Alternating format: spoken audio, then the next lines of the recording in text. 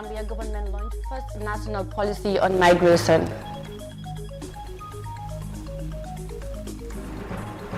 Barrack promises safe drinking water to Foni.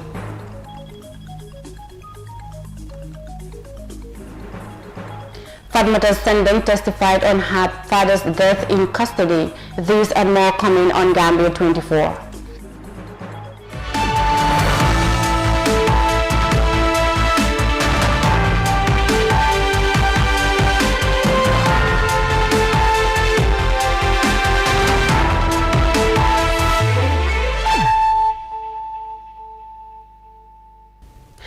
Welcome back. You're watching Gambia24 with me, Mariama Cham. Thanks for joining us, and now the news in detail. The government of the Gambia, in collaboration with the International Organization for Migration, recently launched the first national migration policy, which will be implemented from 2021. The Gambia is ranked as one of the major countries that has more of its youth traveling to Europe to look for greener pastures using the irregular routes. Let's take a listen. In recent years, the Gambia has seen a surge in the number of youths leaving for Europe through irregular means in search of better economic conditions.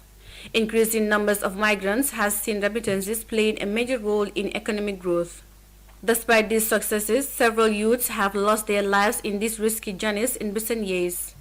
Now the government and partners like the International Organization for Migration (IOM) are working towards preventing such tragedies with the launch of a new policy framework. The national policy for migration is intended to reduce irregular migration through better border management and the promotion of alternatives to irregular migration by increasing opportunities for youth through national employment initiatives. Speaking at the launch held at a local hotel in Bijilo, Yankuba Sonko, the Minister for Interior, said the Gambia is a country of origin, transit and destination for a lot of migrants. He said it is important that the policy respects the dignity and rights of migrants.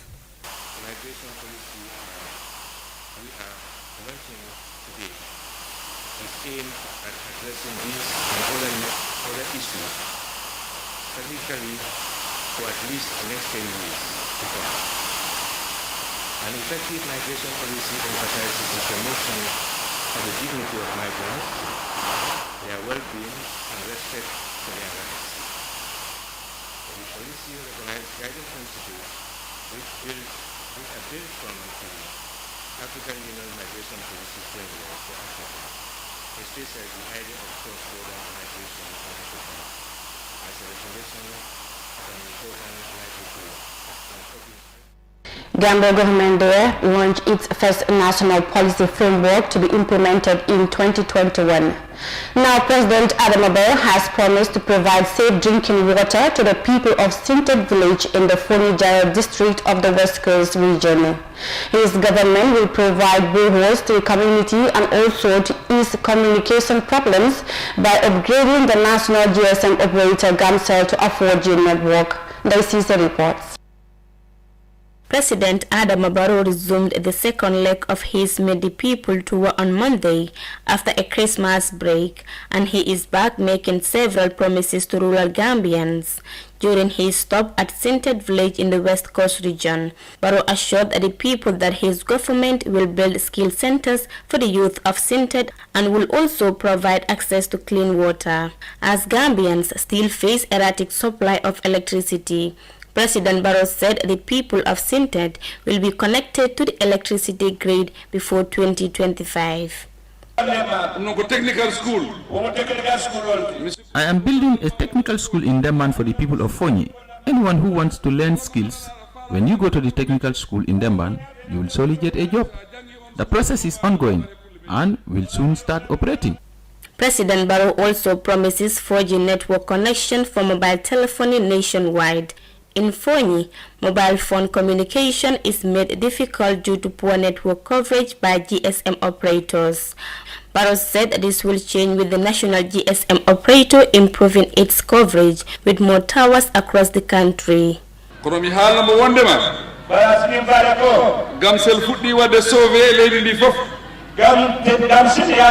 people of Foni talked about electricity, but before 2025, anyone living within the Gambia will get electricity wherever you are. 3 villages within Fonyi have so far got electricity, but I can assure you that you will all get electricity. President Barrow said that putting the interests of the Gambia should be the first priority of each and every political party. For iAfrica News, I am Daisy Sise. President Barrow promised to solve communication problems to the people of Sintet village in Fonyi Jarol by upgrading Gamcell into a 4G network. Now Fatmata Sandeng testified before the Truth, Reconciliation and Reparations Commission on the death of her father Ibrahim Solo Sandeng.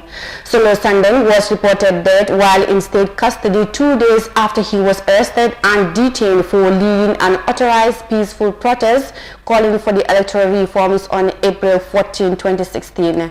More details of that in this report by Fatmata Kasim. Fatoumata Sandeng, the daughter of the late Solo Sandeng, told the commission that she last saw her father after he asked her to take care of the family since he was leading a peaceful demonstration. Fatoumata learned from neighbors about the news of her father's death after a Facebook post indicated Solo Sandeng died in custody. Early that morning, after praying Fajr, I went back to bed.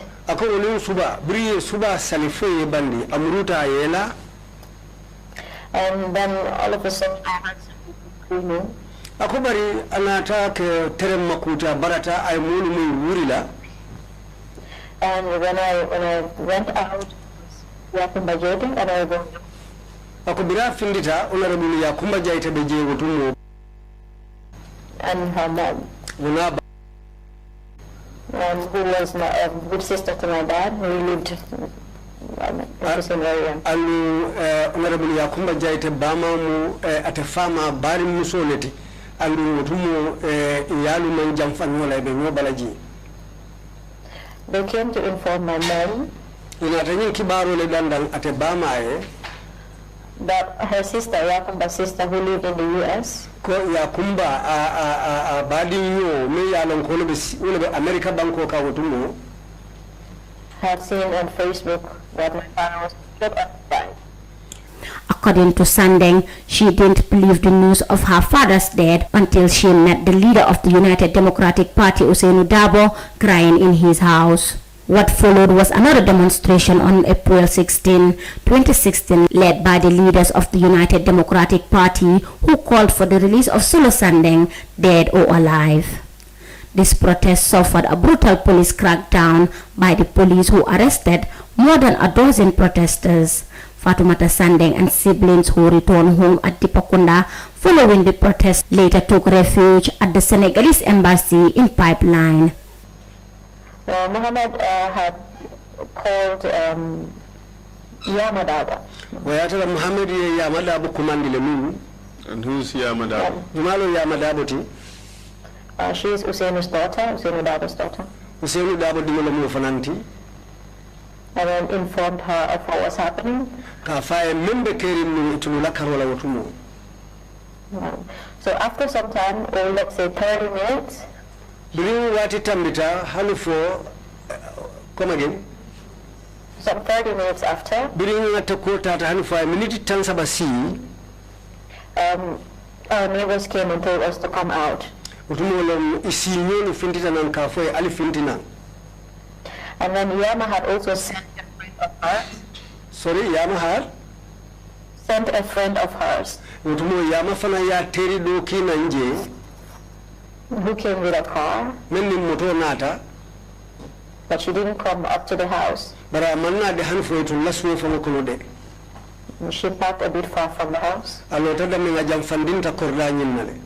For iAfrica TV, I am Fatmata Kasim. Fatmata Sandeng testified earlier today on the death of her father, Ibrahim Solo Sandeng. We will now take a quick commercial break. We'll be right back. Stay tuned.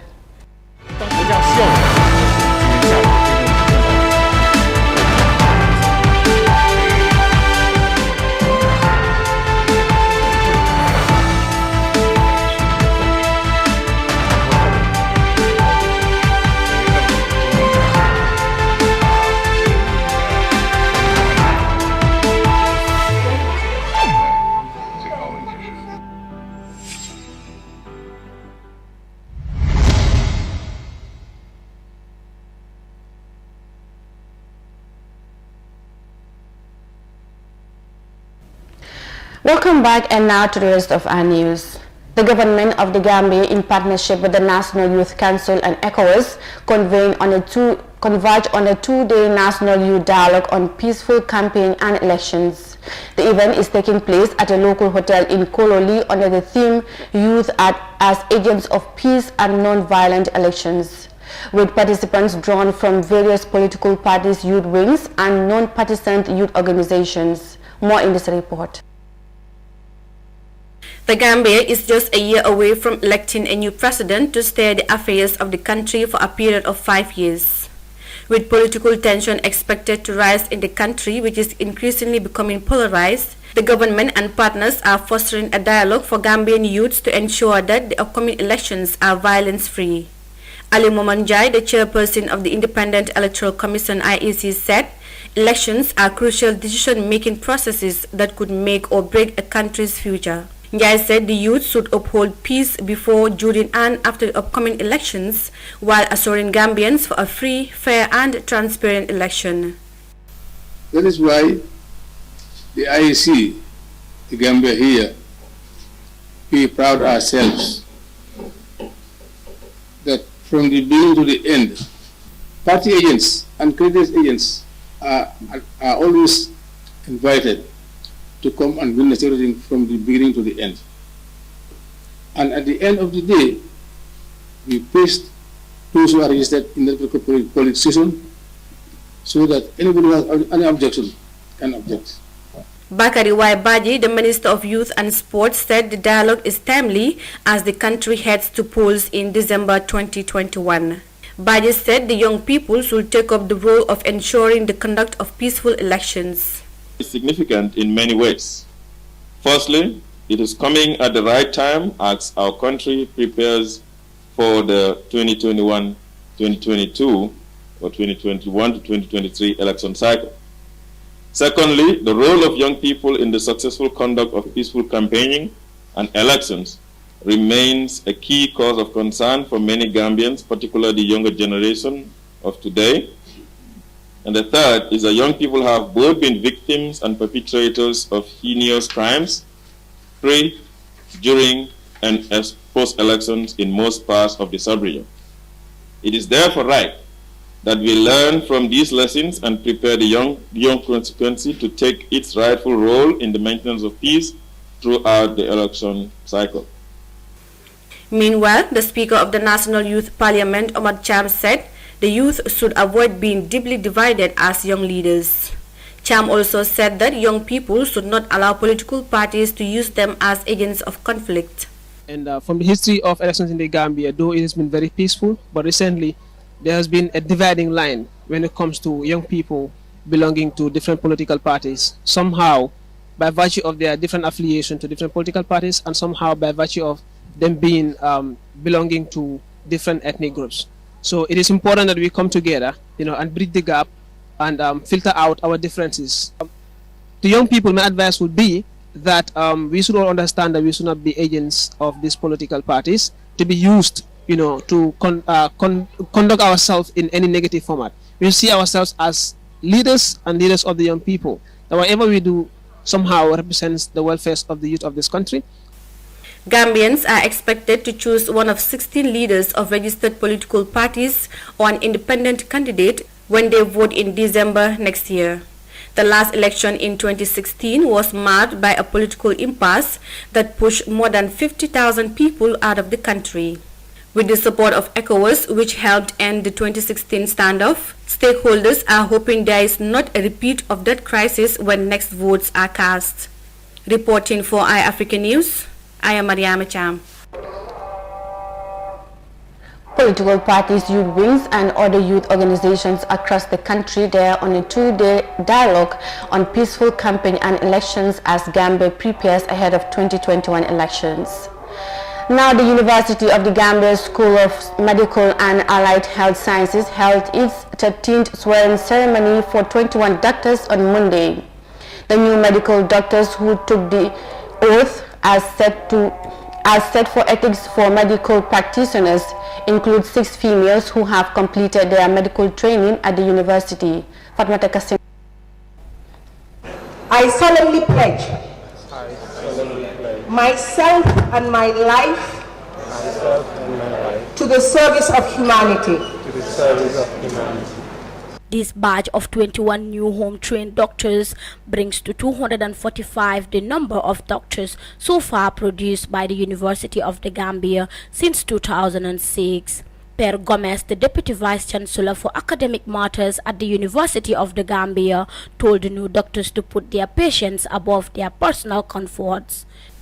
As doctors, it would be helpful for you to learn about other doctors of other sectors of society, about the governance structure of the nation and the institutions that you will find yourselves in. This way, you will understand better the challenges facing the national and local economy and would be less inclined to embark on strike actions. Remember that you have the monopoly to heal the sick, and you must not abuse that power. I repeat, you have the monopoly to heal the sick, and you must not abuse that power. Being the only group with the skills to postpone death and prevent the premature loss of life, you must learn to place the needs of your patients ahead of your personal comforts. Professor Ramunjai, the acting provost UTG School of Medicine, said the quality of any country's health system is directly related to the quality of education that it delivers. For this reason, she said it is important for the country to invest in the capacity development of her people. The quality of medicine, the quality of the healthcare system of any country is directly linked to the quality of medical education that it delivers. And that includes both postgraduate and undergraduate medical education.